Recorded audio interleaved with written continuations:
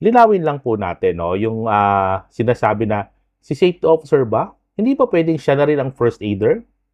Well, according to DOLE, sa mga discussions po nila nitong nakaraan about the Department Order 252, is hindi na po pwede na yung safety officer is siya rin po yung first aider. Hindi po pwedeng isang tao yan.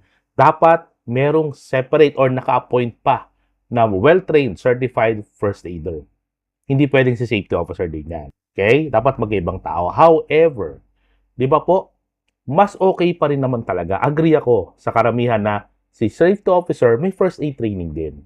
Di ba? Kasi nakakatulong siya. Pero, hindi po pwedeng ikaw ang maging first aider ng kumpanya. Kumbaga, tutulong ka lang. Siguro, backup ka lang doon sa totoong first aider ninyo. Okay? Di ba mas maganda yung ganon? Meron isang first aider pa talaga, tapos nagkataong si safety officer, marunong pa.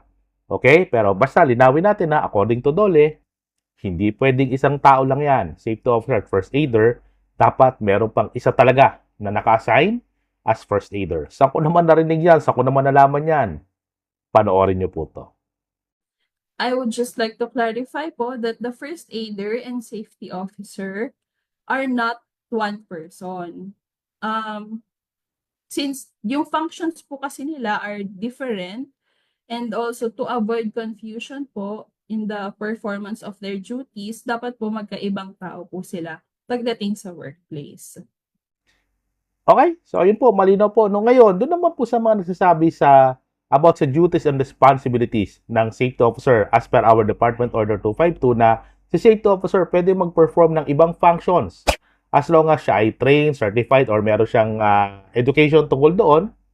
Well, pwede naman po kasi sa ngayon, inaalaw pa rin naman ni DOLE yung po tinatawag na appointed safety officer, di ba? Ikaw yung may-ari, ikaw yung supervisor, ikaw yung team leader, ikaw rin yung safety officer. Sa ngayon, inaalaw ni DOLE yung ganun eh.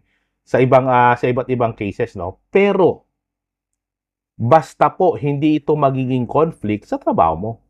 Hindi ito magiging sagabal. Hindi ito magiging, kumbaga, hindrance sa pagiging safety officer mo, no? So, yun po yun.